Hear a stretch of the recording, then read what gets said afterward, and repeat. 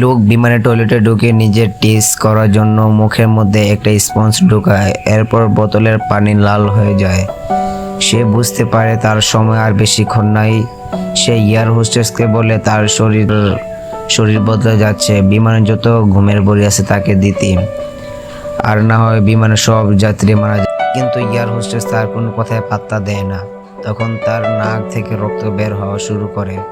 তখন সে এয়ার হোস্টেসকে বলে সে টয়লেটে আছে, টয়লেট থেকে যত আওয়াজ হোক না কেন কেউ যদি না আসে, এই বলে সে টয়লেটের দরজা লাগিয়ে দেয়। তার দাঁত যুগল থেকে দাঁত খুলে পড়ে যায়। টয়লেট থেকে খুব চিল্লানি আওয়াজ আসতে থাকে, যার চিল্লানির ভয় পেয়ে যায় এই লোকের গা থেকে বড় বড় কাঁটা বের হয়ে যায়। কিছুক্ষণ পর সব চুপচাপ হয়ে যায়। এয়ার হোস্টেস মনে করে সে আগে যায়।